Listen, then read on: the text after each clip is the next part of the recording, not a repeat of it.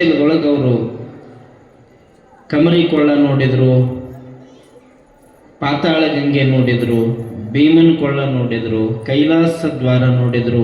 ಇವೆಲ್ಲ ನೋಡಿದ ಮೇಲೆ ಬಿಲ್ವವನಕ್ಕೆ ಹೋದರು.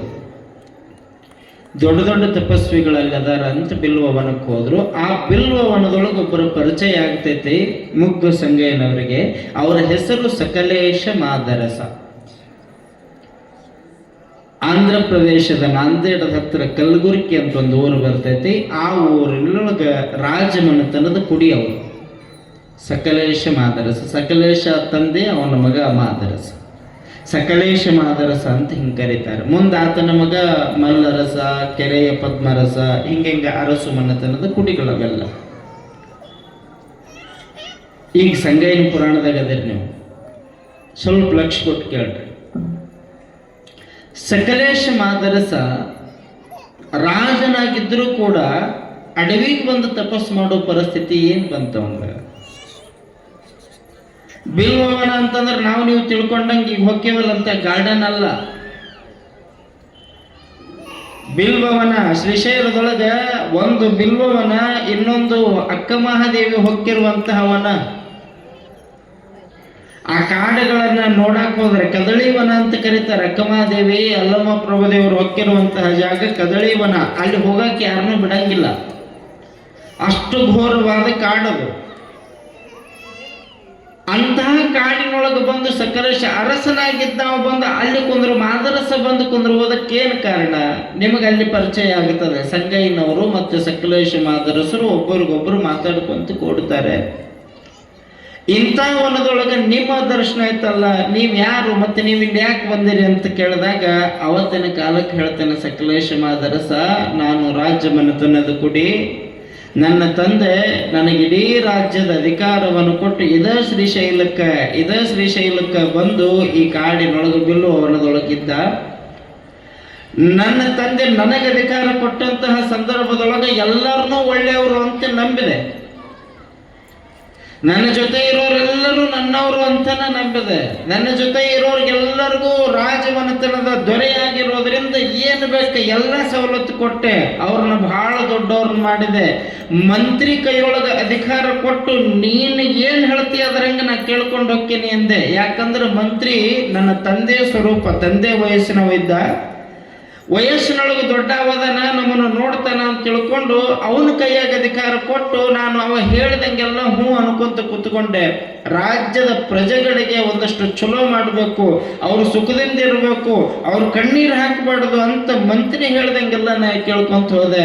ಮಂತ್ರಿ ಏನು ಮಾಡಿದ ಅಂದ್ರೆ ನಮ್ಮ ದೊಡ್ಡಪ್ಪನ ಮಗನ ಜೊತೆ ಕಮಿಟ್ ಆಗಿ ನನಗೂ ನಮ್ಮ ಮನೆತನಕ್ಕೂ ಬಹಳ ತೊಂದರೆ ಕೊಟ್ಟು ಒಳಗ ದುಷ್ಟರ ಜೊತೆ ಸೇರ್ಕೊಂಡು ನನ್ನನ್ನು ಕೊಲ್ಲಾಕ ಪ್ರಯತ್ನ ಮಾಡಿದ. ವಿಷ ಕೊಟ್ಟು ಅವನ ಕೈಯಾಗ ವಿಷ ಕೊಟ್ಟು ವಿಷ ಕುಡಿದ ಸಾಯೋದಕ್ಕಿಂತ ನಮ್ಮಪ್ಪ ಹೋದ ದಾರ್ಯಾಗ ನಾವು ಹೋಗಿಬಿಟ್ರಾತು ಅಂತ ಆ ರಾಜ್ಯದ ಸಂಪತ್ತ ಬಿಟ್ಟು ನಾ ಬಿಲ್ವವನಕ್ಕೆ ಬಂದೀನಿ. ಅಂದ್ರೆ ನಿಮಗೆ ನೆನಪಿರಲಿ, ಮೋಸ ಅವತ್ತಿಗೂ ಬಿಟ್ಟಿಲ್ಲ ಅಂತ, ಅವ್ರನ್ನೂ ಬಿಟ್ಟಿಲ್ಲ ಅಂತ.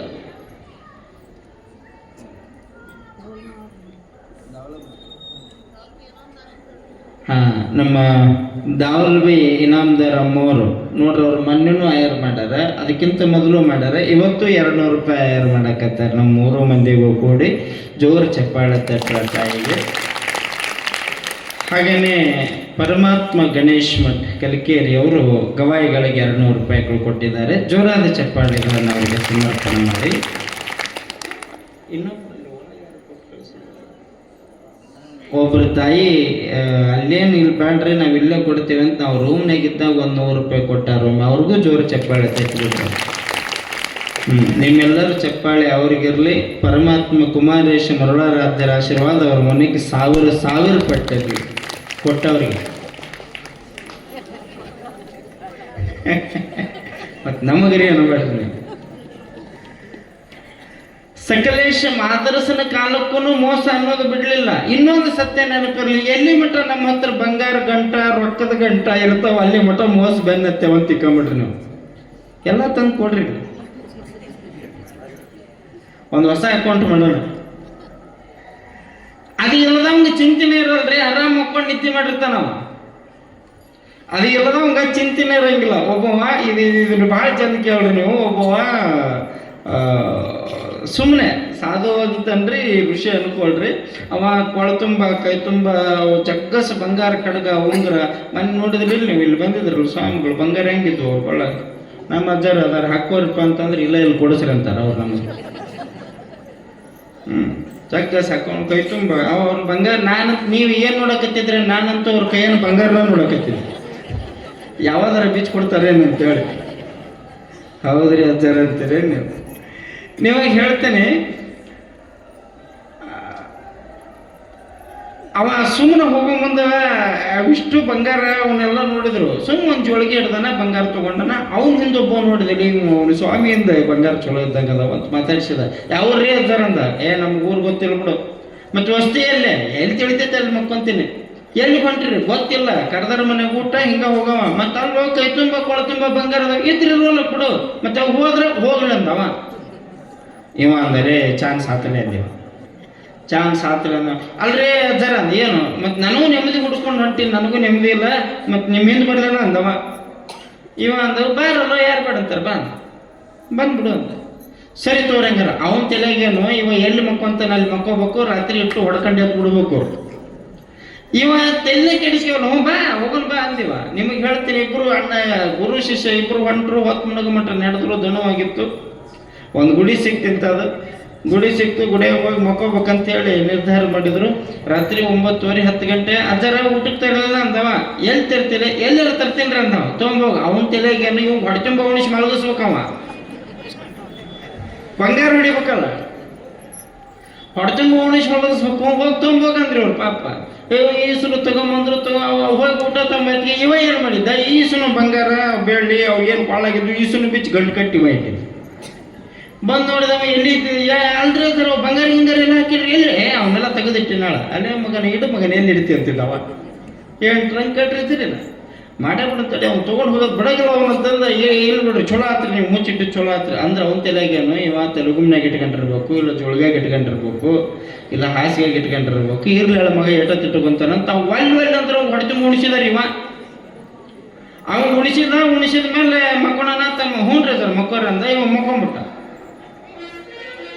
ಸ್ವಾಮಿ ಮಕ್ಕೊಂಡ, ಇವ ಹುಡುಗಡಕತ್ತಿದ.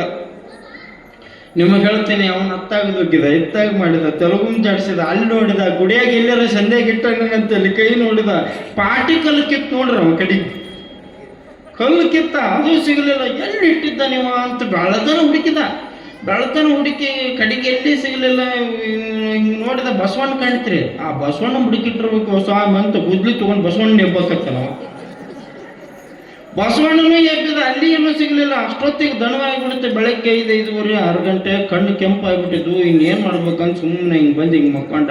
ಇದು 6ಕ್ಕೆ ಅದು ಕೆಮ್ಮಕ್ಕತ್ತಿರೋದು, ಚಿಂತಿಲ್ದಂಗೆ ಮಕ್ಕೊಂಡಿದ್ದು, ನಿದ್ದೆ ಹೊಡೆದಿದ್ದು. ಇದು ಕೆಮ್ಮಕ್ಕತ್ವಿ. ಇವ ಮ್ಯಾಕೆದ್ದ. ಅಲ್ಲೋತಮ್ಮ ಏನು ರಾತ್ರಿ ಊಟಕ್ಕೆ ತಂದು ಕೊಟ್ಟು ಮುಂಜಾನೆ ಚಾ ತೊಗೊಂಬೋಗಂದವ ಅಂದಿವ. ಚಾ ತರೋದ? ಹ್ಞೂ ಚಾ ತೊಗೊಂಬೋಗ. ಎಲ್ಲಿದ್ದು ತರ್ಬೇಕಂದಾಗ ಅವ ಅಂದ, ಅಲ್ಲೋ ಯಜ ಒಂದು ಮಾತು ಕೇಳ್ತೀನಿ, ತಪ್ಪು ತಿಕ್ಕೋಬೇಡ ಅಂದ. ಹೇಳಪ್ಪ ಏನು ಅಂತಂದ. ಬಂಗಾರನ ನೋಡಿದ್ರೆ ಕಿಲೋಗಟ್ಟಲೆ ಹಾಕ್ಕೊಂಡೆ. ಮೈಯಾಗ ಕೊಳ್ಳಾಗ ಚೈನ್ 8 ಅದಾವ, ಕೈಯಾಗ ಉಂಗ್ರ ಅದಾವ, ಕೈಯಾಗ ಕಡಗ ಹಾಕ್ಕೊಂಡಿದ್ದೆ. ಆ ಬಂಗಾರ ಇಟ್ಕೊಂಡು ಇಷ್ಟು ನಿದ್ದೆ ಮಾಡಿದ ಮನುಷ್ಯ ನೀನು ಮೊದಲ ನೋಡಿದ್ ನಾನು. ಅವನು ಇಟ್ಕೊಂಡು ಹೆಂಗೆ ನಿದ್ದೆ ಬಂತ? ನನಗೆ ಬೆಳತಾನೆ ನಿದ್ದೆ ಬಂದಿಲ್ಲ. ನನಗೆ ಬೆಳತಾನೆ ನಿದ್ದೆ ಬಂದಿಲ್ಲ, ನಿನಗೆ ನಿದ್ದೆ ಹೆಂಗೆ ಬಂತು ಅಂತ ಕೇಳಿದಾಗ ಅವ ನನ್ನ ಹತ್ರ ಇಲ್ಲದವ ಅಂದವ. ನನ್ನ ಹತ್ರ ಇದ್ರೆ ನನಗೂ ನಿದ್ದೆ ಬರ್ತಿದ್ದಿಲ್ಲಪ್ಪಿ. ಅವು ಮತ್ತೆ ಯಾರ ಹತ್ರ ಅದಾವು? ನಿನ್ನ ತೆಲುಗುಂಬಿನ ಬುಡಕದವ ಅಂದವ.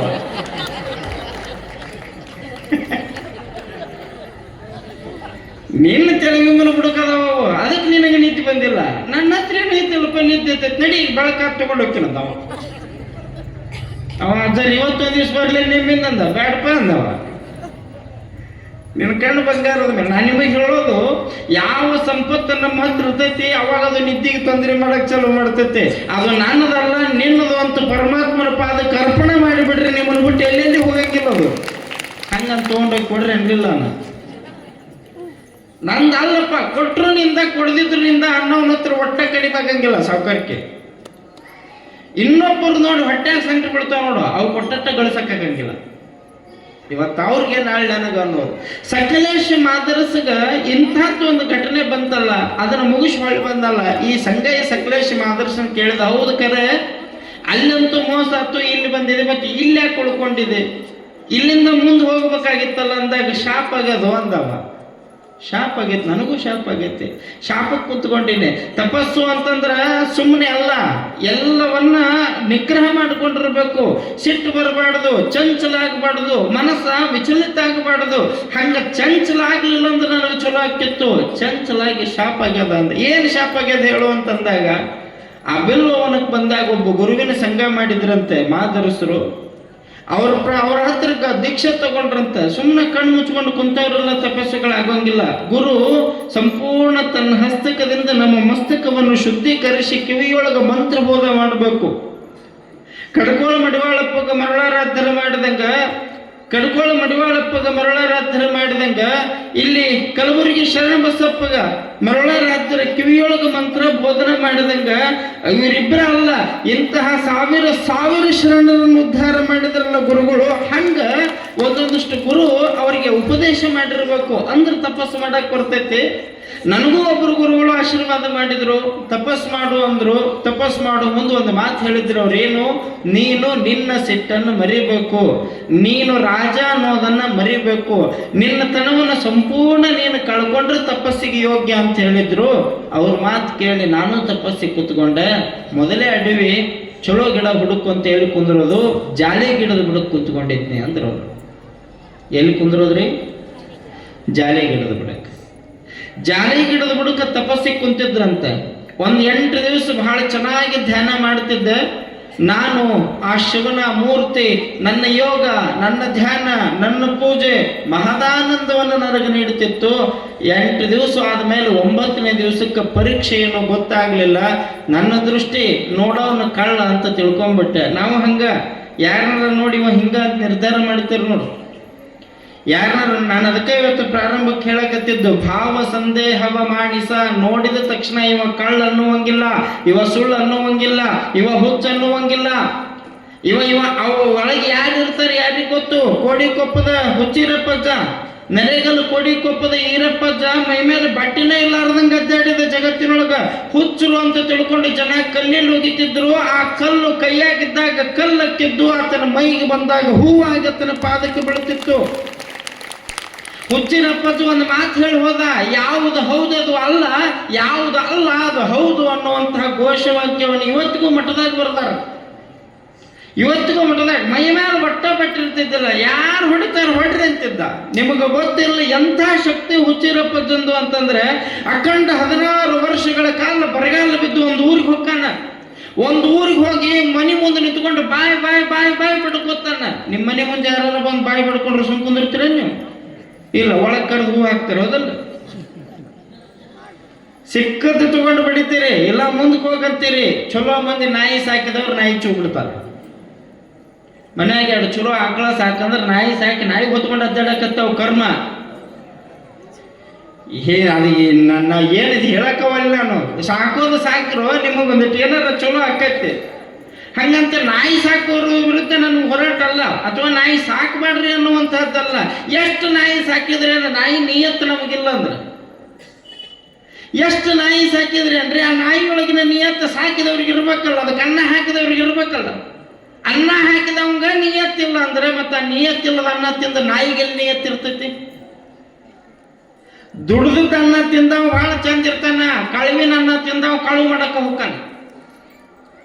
ಇನ್ನೊಬ್ಬರನ್ನ ಬಡದು ತಿಂದ ಅನ್ನ ಮತ್ತೊಬ್ಬರನ್ನ ಬಡಿಯಾಕ ಹಚ್ಚತ್ತ, ಇನ್ನೊಬ್ಬರಿಗೆ ದುಡಿದು ತಿನ್ನಿಸಿದ ಅನ್ನ ಮತ್ತೊಬ್ಬರಿಗೆ ಹೊಟ್ಟೆ ತುಂಬಿಸಕ್ ಹಚ್ಚತ್ತ. ದುಡಿದು ತಿನ್ನೋದ ಕಲಿಯೋದ, ಬೆವರು ಸುರಿಸಿ ದುಡಿಯೋದ ಕಲಿಯೋದ, ಇನ್ನೊಬ್ಬರ ಕಣ್ಣಾಗ ರಕ್ತ ಹರಿಸಿ ಕಣ್ಣಾಗ ನೀರು ಹರಿಸಿ ಅಲ್ಲ.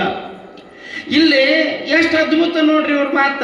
ನನಗೂ ಹಂಗಾತು. ಜಾಲಿ ಗಿಡದ ಬುಡಕ್ಕೂ ಕುಂತಾವ. ನಿಯತ್ ನೋಡೋರ ಕಣ್ಣ ಹುಚ್ಚ ಅಂತ ಅನ್ನುವಂಗಿಲ್ಲ. ಹುಚ್ಚಿರಪ್ಪಜ್ಜ ಬಾಯ್ ಬಾಯ್ ಬಾಯ್ ಬಾಯ್ ಬಡ್ಕೊಂಡ. 16 ವರ್ಷ ಬರಗಾಲಿತ್ತ ಊರಾಗ. ಎಲ್ಲರನ್ನು ಕೂಡಿಸಿ ಕರುಗಲ್ಲು, ಗುಡ್ಡಿ ಕಲ್ಲು ಅಂತೀರೋ ಕರುಗಲ್ಲು ಅಂತೀರಿ ನಿಮ್ಮ ಊರಾಗ?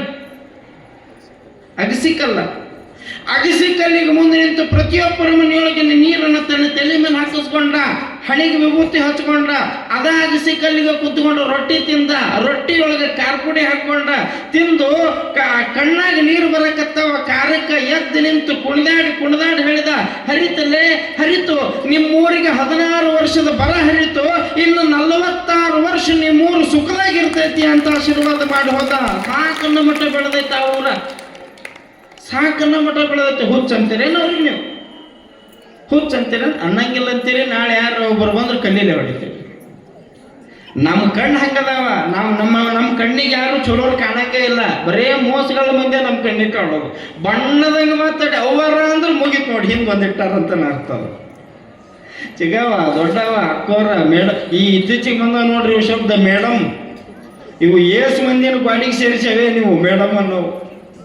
ಅವ್ವ ಅಪ್ಪ ಅನ್ನೋ ಕಾಲದಾಗ ಇದ್ದಿದ್ದಿಲ್ಲ ಮೋಸ, ದೊಡ್ಡವ ಅತ್ತಿ ಅನ್ನೋ ಕಾಲದಾಗ ಇದ್ದಿದ್ದಿಲ್ಲ ಮೋಸ.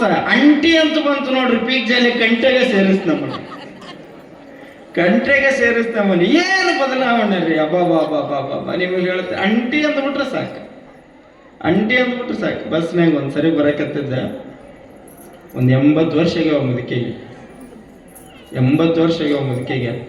ಅವ ಬಾಜು ಒಂದು ಹುಡುಗ ಕುಂತಿದ್ದವ. ಅಮ್ಮ ಅಂದ, ಹಲ್ಲು ಮುರಿಲೇನ ಬಾಡೆ ಅಂದ್ಲಾಕೆ. ಯಾಕಮ್ಮ ಅಂದ, ನಿಮ್ಮ ಅಮ್ಮ ಕಣ್ಣ ಕಾಣಕತ್ತೀನಿ ಅಂದಲ್ಲ.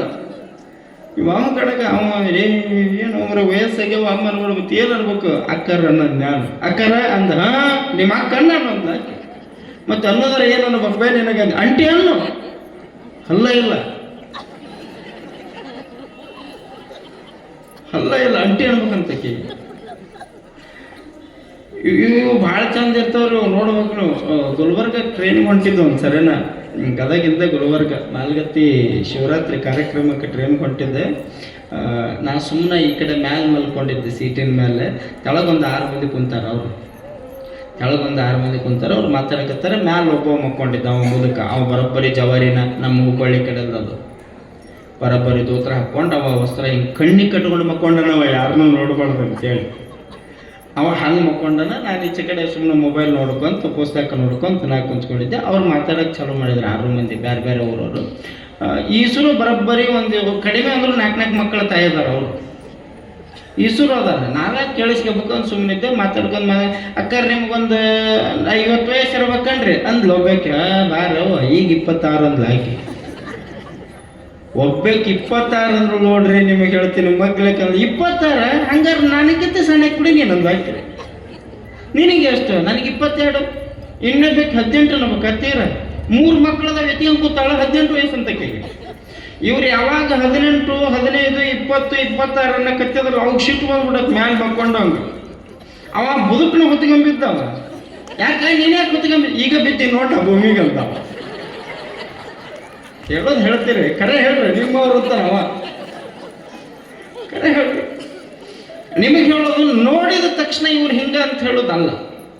ನೋಡಿದ ತಕ್ಷಣ ಅವ್ರು ಅಳತೆ ಮಾಡೋದು. ಹುಚ್ಚರು, ಶಾಣರು, ದೊಡ್ಡವರು, ಶ್ರೀಮಂತರು, ಬಡವರು, ಯಾರನ್ನಂತೀರಿ ನೀವು? ಸೌಕರ್ ಅಂತೇಳಿ ನಾ ಸುಮ್ಮನೆ ಕೇಳ್ತೇನೆ. ನೀವು ಚಲೋ ಗಂಜಿ ಬಟ್ಟೆ ಹಾಕೊಂಡು, ಚಲೋ ದೋತ್ರ ಉಟ್ಕೊಂಡು, ಭರ್ಜರಿ ಬಟ್ಟೆ ಹಾಕೊಂಡು ಹೊರಗೆ ಬರ್ತಾನೆ. ಅವ್ನು ದೊಡ್ಡ ಸೌಕರ್ ಅಂತ ಕರಿತಿರ್ತೀರಿ. ಅವ ಕಾರ್ನಾಗ ಇಳಿತಾನೆ. ನೆನಪಿರಲಿ, ಅವನ ಅಕೌಂಟ್ನಾಗ ನೋಡ್ರಿ ನೀವು ತೆಗೆದ ಒಂದು 40 ರಿಂದ 50 ಲಕ್ಷ ರೂಪಾಯಿ ಸಾಲ ಇರ್ತೈತೆ. ಒಂದು 40 ರಿಂದ 50 ಲಕ್ಷ ರೂಪಾಯಿ ಸಾಲ ಇರ್ತೈತೆ. ಹೊರಗೆ ಮಾತ್ರ ಮೀಸ್ ಮೇಲೆ ಇರ್ತವೆ. ಅವರು ಎಲ್ಲಿಗೆ ಬರ್ತದ ಹಾಗ. ಈ ಕಾಲಾಗ ಹರಿದದ್ದು, ದೋತ್ರ ಹರಿದದ್ದು, ಬೆನ್ನು ಹರಿದದ್ದು ಅಂಗಿ ಹಾಕೊಂಡು ಬರ್ತಾನಲ್ಲ, ಅವ್ನು ಮಾತಾಡಿಸಿ ನೋಡ್ರಿ 50 ಲಕ್ಷ ರೂಪಾಯಿ ಆಸ್ತಿ ಮಾಡಿರ್ತಾನೆ ಮಗ. 1 ರೂಪಾಯಿ ಸಾಲ ಇರಂಗಿಲ್ಲ. ಅವ್ನು ಪುರುಷಟನೇ ಅದಾಡ್ತಿರ್ತಾನವ. ಎಲ್ಲಾರ ಊಟ ಮಠದಾಗ ಎತ್ತೀನಿ ಅಂತಾನವ. ಊಟ ಮಠದಾಗ ಎತ್ತೀನಿ, ಮಠದಾಗ ಉಂಡ್ರತ್ತ. ಎಲ್ಲಿ ದಾರ್ಯಾಗ ಯಾರು ಪ್ರಸಾದ ಕೊಡಕತ್ತಾನ? ಇವತ್ತು ಕರ್ಮ ಹೇಳ್ತೇನೆ ನಿಮಗೆ ಬರಕತ್ತೇನೆ. ಇಲ್ಕಲ್ ಹತ್ರ ಬಲಕುಂದಿ ತಾಂಡದಾಗ 3 ಊರು ದಾಟಬೇಕಾಗಿತ್ತು. 3 ಊರಾಗೂ ಒಂದು 8 ಮಂದಿ ಹೆಣ್ಮಕ್ಳು ನಿಂತ್ಕೊಂಡಾರ. ಅವ್ರು ತಾಂಡದವ್ರು ಗಾಡಿ ಹಗ್ಗ ಹಾಕೊಂಡ ಗಣಪತಿ ಪಟ್ಟಿ ಆಟ ಕೇಳ್ತಿದ್ರು. ಗಣಪತಿ ಬಂದ್ರ ಆಟ ಹಾಕ್ತಿದ್ರು. ಇವ್ರು ಹೋಳಿ ಖುಷಿ ಕೊಡ್ರಿ ಅಂತ ನಡೆದ ದೈವ ಇವತ್ತು ಹೇಳಕತ್ತ ಹಗ್ಗ ಹಿಡಿದಾರ ಬರೋಬ್ಬರಿ. ಇಲ್ಲಿ ಜಾತ್ರೆ ನಡೆದದ, ಪುರಾಣ ನಡೆದದ, ದಾಸೋಹ ನಡೆದದ. ನಿಮ್ಮ ಊರಾಗ ಹೆಂಗದಾರ ಮಂದಿ ಅಂದ್ರ ಗುರುಗಳಿಗೆ ಫೋನ್ ಮಾಡಿ ನಮಗೆ ದಾಸೋಹ ಮಾಡಕ್ ಒಂದು ಅವಕಾಶ ಕೊಡ್ರಿ, ನಾವು ದಾಸೋಹ ಮಾಡಕ್ಕೆ ತಯಾರದೀವಂತ ನಿಮ್ಮ ಊರಾಗ ಜನ ಬಡ್ದಾಡಕತ್ತಾರ. ಅಲ್ಲಿ ಹಗ್ಗ ಹಾಕಿ ಬಂದರ್ ವಸೂಲಿ ಮಾಡಕತ್ತಾರ. ಹುಳಿ ಖುಷಿ ಕೊಡ್ರಿ ಅಂತ. ನಿಮ್ಗೆ ಖುಷಿಗೆ ರೊಕ್ಕ ಕೊಡೋರು, ರೊಕ್ಕ ಕೊಡೋದು ನಿಮಗೆ, ಬಾಯಿ ಬಡ್ಕೊಳೋದು ನಮ್ಗೆ. ಅಲ್ಲ, ದೃಷ್ಟಿ, ನೋಡೋ ದೃಷ್ಟಿ. ನಿಮಗೆ ಹೇಳ್ತೇನೆ, ಸಕಲೇಶ ಮಾದರಸ ತನ್ನ ಜೀವನದ ಕಥೆ ಹೇಳಕತ್ತಾನ ಅಲ್ಲಿ ಕುತ್ಕೊಂಡು. ಅವ ಎಂಥ ಕಥೆ ಹೇಳ್ದ ಅಂತಂದ್ರ, ಜಾಲಿ ಕಂಟಿ ತೆಳಗೆ ಹೋಗಿ ಕೂತ್ಕೊಂಡಂತ ತಪಸ್ ಮಾಡ್ಬೇಕು ಅಂತೇಳಿ ಜಾಲಿ ಕಂಟಿ ತೆಳಗೆ ಕೂತ್ಕೊಂಡ. 8-9 ದಿವಸ ಆಗಿತ್ತು. 9 ದಿವಸಕ್ಕೆ ಮತ್ತೆ ತಪಸ್ಸಿಗೆ ಕುಂತವನು ಪರೀಕ್ಷೆ ಮಾಡ್ಬೇಕಲ್ಲ. ತಪಸ್ಸಿಗೆ ಕುಂತವನ ಅದಕ್ಕೆ ಹೇಳುದು ನಾವು, ಒಳಗ್ ಕುಂದ್ರಬೇಡ್ರು ತಮ್ಮ, ಒಳಗ್ ಕುಂದ್ರಬೇಡ್ರು ತಮ್ಮ ಅಂತೇಳಿ. ನಿಮಗ್ ಮಾತಾಡ್ಲಿಕ್ಕೆ ಸಮಾಧಾನ ಆಗೋದಿಲ್ಲನ?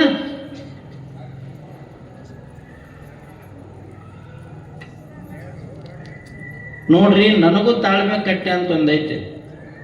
ಸಿಟಿಗೆ ಬರ್ತಾರೆ ಅಜ್ಜಾರು, ಮುಂದಿನ ವರ್ಷ ಬಿಡಿಸ್ಬಿಡನ್ರಿ, ನಮಗೇನು ಚಿಂತೆ ಇಲ್ಲ, ಆರಾಮ ಹೋಗ್ಬಿಡ್ತೀವಿ. ಮುಂದಿನ ವರ್ಷ ಬಂದವ್ರು ಏನಂತಾರೆ, 2 ವರ್ಷ ಬಂದಿದ್ರನ ಅವ್ರು, ಮತ್ತೆ ಏನೂ ಹೇಳೇ ಇಲ್ಲ ನಿಮ್ಮ ಊರಾಗ ಅಂತಾರ. ಇವು ಲೈವ್ ಹೋಗಿರ್ತಾವ, ನಾನು ಹೇಳ್ಬಾರ್ದು ಎಟ್ ಅಂತ ಹೇಳೋದು. ಇನ್ನು 10 ನಿಮಿಷ ಮುಗಿಸ್ತೇನೆ, ಅಲ್ಲಿ ಮಟ್ಟ ಸುಮ್ ಕೊಡ್ರಿ.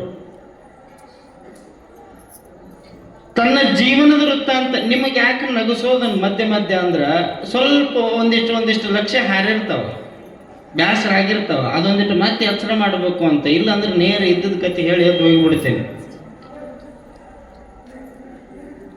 ಜಾಲಿ ಕಂಟಿ ತೊಳಗ ಕುಂತ್ಕೊಂಡವನ ತಪಸ್ ಪರೀಕ್ಷೆ ಮಾಡಬೇಕಾಗಿತ್ತು ಪರಮಾತ್ಮ. ಈಗ ಪೂಜೆ ಮಾಡೋ ಮುಂದೆ ದೇವ್ರ ಮನೆಗೆ ಕಣ್ಣು ಮುಚ್ಕೊಂಡು ಎಲ್ಲರೂ ಕುಂತಿರ್ತಾರ. ಫೋನ್ ರಿಂಗ್ ಆಗತ್ತೆ, ಇವ್ರ ಧ್ಯಾನನ ಓಡಿ ಹೋಗಿರ್ತೈತಿ. ನೋಡ್ಬೇಕು, ಇವ್ರು ಕಣ್ಣು ಮುಚ್ಕೊಂಡು ಕುಂತಾಗ ಪಾಪ ಅವ್ರವ ಸಣ್ಣ ಹುಡ್ರಿದ್ರೆ ಎತ್ಕೊಂಡು ಹೊರಗೆ ಹೋಗ್ಕೊಳ್ಳಕ್ಕೆ, ನಿಮ್ಮ ಪೂಜೆ ಕುಂತನ್ ಬಾ. ಅವು ಹುಡುಗರು ಬಾಯಿ ಮಾಡಿದ್ರೆ ಇವ್ರು ಒಳಗೆ ಕುತ್ಕೊಂಡೆ ಜಬರ್ಸ್ತೈತೆ. ಏನ್ ಮಾಡಕತ್ತಿರಲ್ಲ, ನಾ ದೇವ್ರ ಮುಂದೆ ಕುಂತೀನಿ, ಖಬರ್ ಇರ್ತೇನಿಲ್ಲ ಎತ್ಗೇರಿ ಅಂತಿರ್ತಾನ. ಫೋನ್ ರಿಂಗ್ ಆಯ್ತು ಅಂದ ತಕ್ಷಣ ಓತ ಪೂಜೆ ಇದು ಕೈಯಾಗ ಲಿಂಗಪ್ಪ ಇರ್ತೈತಿ. ಅವ್ರು ಯಾರು ನೋಡಿ ಎತ್ತದನ ಅಲ್ಲೋನ್ನ. ಮತ್ತೆ ಇದಕ್ಕೇನನ್ನೋದು, ಈ ಲಿಂಗ ಏನನ್ನೋದು? ಇಂಥ ಧ್ಯಾನ ಇವರು ಜಾಲಿ ಗಿಡದ ಬುಡಕ ಸಕಲೇಶ ಮಾದರಸರ ಧ್ಯಾನ ಕುಂತಾರ. ಧ್ಯಾನ ಕುಂತಿರುವಂತಹ ಸಕಲೇಶ ಮಾದರಸರ ಪರೀಕ್ಷೆ, ತಾಳ್ಮೆಯ ಪರೀಕ್ಷೆ ಆಗ್ಬೇಕಾಗಿತ್ತು. ಒಬ್ಬ ಕುರಿ ಕಾಯೋ ಕುರುಬ ಬಂದು ಏನು ಮಾಡಿದ ಅಂತಂದ್ರೆ, ಇವ್ರು ಯಾವ ಗಿಡದ ಬುಡಕ್ ಕುಂತಿದ್ರು ಆ ಗಿಡನ ಮ್ಯಾಲೆ ಹತ್ತಿದ. ಆ ಗಿಡದಾಗಿದ್ದ ಜಾಲಿ ಕಾಯಿಲು ಕೋಲ್ ತೊಗೊಂಡು ಬಡಿಯಾಕತ್ತಿದವ. ಕೆಳಗೆ ತಪಸ್ಸಿ ಕುಂತಾರ. ಕೋಲ್ ತಗೊಂಡು ಬಡಿಯಾಕತ್ತಿದ, ಜಾಲಿಕಾಯಿ ತೆಳಗ್ ಬೀಳಕತ್ತಿದ್ವು. ಅದನ್ನ ಕಂಟಿ ಕಡದ್ ಕುರಿಗೆ ತಿನ್ಸಕತ್ತಿದ. ಅದ್ರ ಸಪ್ಪಳಕ್ಕ ಆ ಜಾಲಿಕಾಯಿ ಮ್ಯಾಲೆ ಬೀಳೋದಕ್ಕ ಇವ್ರು ಎದ್ರು ನೋಡ್ರಿ. ಎದ್ದು ಆ ಕಡೆ ಈ ಕಡೆ ನೋಡಿದ್ರು, ಮ್ಯಾಲೆ ಕುತ್ಕೊಂಡು ಕಂಟಿ ಕಡೆ ಅವ್ನು ನೋಡಿದ್ರು. ಸಿಟ್ಟು ಬಂತ ಇವ್ರಿಗೆ, ಮನುಷ್ಯರ ಹೋದನಲ್ಲಿ ತೆಳಗ್ ನಾ ಎದಕ್ ಕುಂತ್ಕೊಂಡಿನ ಅನ್ನೋ ಪ್ರಜ್ಞೆ ಇಲ್ಲ. ಒಬ್ಬ ಯೋಗಿ ತಪಸ್ಸು ಮಾಡಕತ್ತಾನಂದ್ರ ಅಡವ್ಯಾಗ ಇಷ್ಟು ಗಿಡ ಅದಾವ. ಇವ್ರಂದ್ ಮಾತ, ಅಡವ್ಯಾಗ ಇಷ್ಟು ಗಿಡ ಅದಾವ, ನಿನಗೆ ಬೇರೆ ಗಿಡನೇ ಸಿಗಲಿಲ್ಲ ಅನ್ ಕಡಿಯಕ್ಕ, ಅದನ್ಯಾಕೆ ಕಡಿತಿದ್ ನೀನು? ಆ ಕಡೆ ಬೇರೆ ಗಿಡಕ್ಕೆ ಹೋಗ್ಬೇಕಿಲ್ಲ ಅಂತ ಜಬರಿಸಿದ. ಅವ ಕುರಿಕಾಯಿ ಅವ ಮ್ಯಾಲೆ ಕುತ್ಕೊಂಡಂದ, ಅಲ್ರಿ ಸ್ವಾಮಿಗಳ, ಅಡವ್ಯಾಗ ಇಷ್ಟು ಗಿಡ ಅದಾವು, ನಿಮಗ್ ತಪಸ್ ಮಾಡಕ್ಕೆ ಎದ ಗಿಡ ಬೇಕಲ್ಲ ಅಂದವ. ಬೇರೆ ಗಿಡಕ್ಕೆ ಹೋಗ್ರಿ ನೀವು, ನನ್ನ ಆಡಿಗೆ ಹೊಟ್ಟೆ ತುಂಬ್ಸಕ್ ನನಗೆ ಗಿಡ ಬೇಕು. ಯಾ ಗಿಡದಾಗ ಕಾಯಿ ಇರ್ತಾವ ಆ ಗಿಡ ಬಡಿಯವ ನಾನು. ನಿಮಗೆ ಇಷ್ಟು ಗಿಡ ಅದಾವ, ಹೋಗ್ರಿ ನೀವು ಬೇರೆ ಗಿಡದಾಗ ಕುತ್ಕೋರಿ ಅಂದ. ಏನೋ ನನಗ ಮಾತಾಡ್ತೀಯ ಈ ಗಿಡನ ನಿಮ್ಮಪ್ಪ ಬೆಳೆಸೋಣ ಅಂದ್ರಿ ಇವರು ತಪಸ್ ಮಾಡಕ್ ಕುಂತವ್ರು. ಮೊದಲ ರಾಜಮನೆತನದ ಕೂಳು, ರಾಜಮನೆತನದ ಊಟ ಮತ್ತೆ ಇರಬೇಕಲ್ಲ ಅಟ್ಸೋಕ್ಕ. ಈ ಗೌಡ್ರು ಅವಾಗಿನ ಕಾಲಕ್ಕೆ ದರ್ಬಾರ ಹೇಳಿದವರು, ಈ ಗೌಡ್ರು ನೋಡ್ರಿ ಕೈಯಾಗ ಎತ್ತನ ಬಂದೂಕ್ ಅಂತ ಇರ್ತಾರ. ಅವ್ರು ಬಂದೂಕ್ನ ಗುಂಡ ಇರಂಗಿಲ್ಲ, ಅವ್ರ ಮನೆಗೆ ಇರ್ತಾವ ಬಂದೂಕ್. ಕೇಳಿ ನೋಡ್ರಿ ನೀವು ಇನ್ನು ಅದು ಹಂಗಿರ್ತದ ಒಂದಷ್ಟು. ನಿಮ್ಗೆ ಹೇಳ್ತೀನಿ, ನಿಮ್ಮ ಅಪ್ಪ ಬೆಳೆಸ್ಯಾನ ನಮಗನಿದನಿ ಗಿಡನ ಅಂದ್ರು. ಆವ ಮನುಷ್ಯ ಅನ್ಬೇಕು, ನಿಮ್ಮ ಅಜ್ಜ ಬೆಳೆಸ್ಯಾನ ನನಗೆ ಗಿಡ ಅಂದವ. ಇವರು ಬಳ್ಳಿ ನಮ್ಮ ಅಪ್ಪ ಬೆಳೆಸಿಲ್ಲ, ನಿಮ್ಮ ಅಜ್ಜ ಬೆಳೆಸ್ಯಾನ ನನಗೆ ಗಿಡ ಅಂದ. ಯಾವಾಗ ನಮ್ಮ ಅಜ್ಜನ ಸುದ್ದಿಗೆ ಬಂದು ನೀನು ಬಿಡಂಗಿಲ್ಲ ಮಗನ ಅಂತ ತಿಳ್ಕೊಂಡು ಮ್ಯಾಲಿದ್ದವನ ತೆಳಗೆ ಜಕ್ಕೊಂಡು ಅವನ ಕೈಯಾಗಿನ ಕೊಡ್ಲಿ ತಗೊಂಡು ಅವನನ್ನು ಎತ್ತಿ ಹಿಂಗೆ ಹೊಡಿಬೇಕು ಅಂತ ಹೋದ್ರು. ಅವನು ಎತ್ತಿ ಹೊಡಿಬೇಕು ಅಂತ ಹೋದ ಸಂದರ್ಭಕ್ಕೆ ಆ ಕುರಿ ಕಾಯುವ ಮನುಷ್ಯ ಸಾಕ್ಷಾತ್ ಪರಮೇಶ್ವರ ಆಗಿ ಪ್ರತ್ಯಕ್ಷ ಆಗಿದೆ ಅಂತ. ಇವ್ರ ಕೈಯಾಗ ಕೊಡ್ಲೈತಿ, ಅವ್ರನ್ನ ಹೊಡೆಯಾಕೊಂಟಾರ. ಪರಮಾತ್ಮ ಆದ ತಕ್ಷಣ ಕೈ ನಡಗಾಕತ್ತಿದ್ವು. ಕೊಡ್ಲಿ ತೆಳಗ್ಬಿಟ್ಟ, ಪಾದ ಹಿಡ್ದ, ನನ್ನ ಕ್ಷಮಾ ಮಾಡು ಅಂದ. ಆವಾಗ ಆ ಪರಮಾತ್ಮ ಹೇಳಿದಂತೇನೋ, ತಪಸ್ವಿ ತಪಸ್ವಿ ತಪಸ್ವಿ ತಪಸ್ ಮಾಡಬೇಕು ಅಂತ ಬಂದವರೆಲ್ಲ ತಪಸ್ವಿಗಳಾಗ್ತಾರೆ. ಕಣ್ಣು ಮುಚ್ಚಿ ಕುಂತ್ಕೊಂಡವರೆಲ್ಲ ತಪಸ್ವಿಗಳಾಗಂಗಿಲ್ಲ. ನೋಡೋರ್ ಕಣ್ಣಿಗೆ ಕೊಳ್ಳಾಗ ರುದ್ರಾಕ್ಷಿ ಹಾಕೊಂಡು, ಕೊಳ್ಳಾಗ ಲಿಂಗ ಕಟ್ಟಿಕೊಂಡು, ನೋಡೋರ್ ಕಣ್ಣಿಗೆ ಮೈತುಂಬ ವಿಭೂತಿ ಬಿಡ್ಕೊಂಡು, ಬಾಯಾಗ ಸಾಕನ್ನ ಮಟ್ಟ ಮಂತ್ರ ಹೇಳಿದ್ರೆ ತಪಸ್ಸಾಗಂಗಿಲ್ಲ. ಬಂದವ್ರು ಯಾರು ಅಂತ ಪ್ರಮಾಣವಾಗಿ ನೋಡೋ ಹೃದಯವಂತಿಕೆ ಇರಬೇಕು, ಅವರನ್ನು ಒಪ್ಪಿಕೊಳ್ಳುವಂತಹ ಭಾವ ಇರಬೇಕು, ಅವರು ತಪಸ್ವಿಗಳಾಕಾರ. ಎಲ್ಲಿ ಹೋತು ನಿನ್ನ ತಪಸ್ಸ, ಎಲ್ಲಿ ಹೋತು ಗುರು ನಿನ್ನ ತಲೆ ಮೇಲೆ ನಿನ್ನ ಮಸ್ತಕದ ಮೇಲೆ ಹಸ್ತ ಇಟ್ಟು ನಿನ್ನ ಶುದ್ಧ ಮಾಡಿದ್ನಲ್ಲ, ನಿನ್ನ ಅಹಂಕಾರದ ಕೋಡನ್ನು ಮುರಿದಿದ್ನಲ್ಲ, ನಿನ್ನ ಅಧಿಕಾರದ ಮತ್ತನ್ನು ಮುಳುಗಿಸಿದ್ನಲ್ಲ, ಎಲ್ಲಿ ಹೋದ್ವು ಅವೆಲ್ಲ? ಎಲ್ಲಿ ಹೋದ್ವು? ಒಬ್ಬ ಕುರಿಕಾಯ ಕುರುಬ ಬಂದ ತಕ್ಷಣ ಅವನು ಹೊಡಿಬೇಕು ಅನ್ನೋ ಭಾವ ಬಂದೈತಿ ಅಂದ್ರೆ ಇನ್ನೂ ನಿನ್ನ ಮನಸ್ಸು ಪಕ್ವವಾಗಿಲ್ಲ. ಎಲ್ಲರನ್ನ ದೇವರ ಸ್ವರೂಪ ಅಂತ ನೋಡೋ ಕಣ್ಣು ಯಾವಾಗ ನಿನಗೆ ಬರ್ತೈತಿ? ಇಲ್ಲಿ ಕಲ್ಲಿನ ಹೊಡೆದವರು ನನ್ನವರು, ಇಲ್ಲಿ ಬಾಯಿನ ಬೈದವರು ನನ್ನವರು. ಹೇಳಿಲ್ಲೇನು ಬಸವಣ್ಣವರು? ಬೈದವರೆನ್ನ ಬಂಧುಗಳೆಂಬೆ, ಹೊಯ್ದವರೆನ್ನ ಜರಿದವರೆಂಬೆ, ಎನಗೆ ವಿಷಮಿಕ್ಕಿದವರೆನ್ನ ಸಾಕ್ಷಾತ್ ತಂದೆ ತಾಯಿಗಳೆಂಬೆ ಅಂತ ಬಸವಣ್ಣವ್ರು ಹೇಳಿರಲ್ಲ. ಎಲ್ಲೈತಿ ನಿನ್ನ ಭಾವ? ಎಲ್ಲೈತೆ ನಿನ್ನ ಭಾವ? ಇದಾನು ನೀ ತಪಸ್ವಿ ಅಂತ ಹೇಳಿ ಪರಮಾತ್ಮ ಇವ್ರನ್ನ ಎಚ್ಚರಿಸಿದ. ನನಗೆ ಕ್ಷಮಾ ಮಾಡು, ನನಗೆ ಕ್ಷಮಾ ಮಾಡಿ ನನ್ನನ್ನು ಬೆಳೆಸು ತಂದೆ, ನನ್ನ ಹೆಂಗೆ ಮಾಡಬೇಡ ಅಂತ ಕೇಳಿದಾಗ ಪರಮಾತ್ಮ ಹೇಳಿದಂತ, ನಿನಗೆ ಮುಂದೆ ದಾರಿ ಸಿಗಬೇಕು ಅಂದ್ರೆ, ನಿನಗೆ ಕ್ಷಮೆ ಸಿಗಬೇಕು ಅಂದ್ರೆ ಇದು ನನ್ನಿಂದ ಸಾಧ್ಯ ಇಲ್ಲ. ಮುಂದೆ ಇದ ಶ್ರೀಶೈಲಕ್ಕೆ ನಿನ್ನನ್ನು ಹುಡುಕೊಂಡು ಇಲ್ಲಿ ಒಬ್ಬ ಯೋಗಿ ಬರ್ತಾನ, ಸಾಕ್ಷಾತ್ ನನ್ನ ವಂಶಜ ಬರ್ತಾನೆ, ಮುಗ್ಧ ಸಂಗಮಾರ್ಯ ಅಂತ ಅವನನ್ನು ಕರ್ಕೊಂಡು ನೀನು ಕಲ್ಯಾಣಕ್ಕೆ ಹೋದ ಮೇಲೆ ನಿನಗೆ ಕ್ಷಮಾ ಸಿಗ್ತೈತಿ ಅಂತ ಪರಮಾತ್ಮ ಹೇಳಿದ್ದಂತೆ. ಅವಾಗ ಇಲ್ಲಿ ಸಕಲೇಶ ಮಾದರಸ ಮುಗ್ಧ ಸಂಗಯ ಬರೋವರೆಗೂ ಕಾಯ್ಕೊಂಡು ಕುಂತಿದ್ ನೋಡ್ರಿ. ಮಾದರಸನ ತಪಸ್ಸಿಗೆ ಶಕ್ತಿಯನ್ನು ಕೊಟ್ಟಾವ ಮುಗ್ಧ ಸಂಗಯ್ಯ ಅನ್ನುವಂತಹ ವಿಚಾರ. ಅವನನ್ನ ಮಾತಾಡಿಸಿ, ಓಹೋ ಹಾಗಾದ್ರೆ ನಮ್ಮ ಬರುವಿಕೆಗಾಗಿ ನೀವು ಕಾಯ್ತಿದ್ರೇನು ಅಂದಾಗ ಸಕಲೇಶ ಮಾದರಸರು ಹೇಳಿದ್ರು, ನಿನ್ನ ಬರುವಿಕೆಗಾಗಿನೇ ನಾವು ಕಾಯ್ತಿದ್ವಪ್ಪ, ನೀ ಬಂದ ಮೇಲೆ ಕಲ್ಯಾಣಕ್ಕೆ ಹೋಗೋದದ.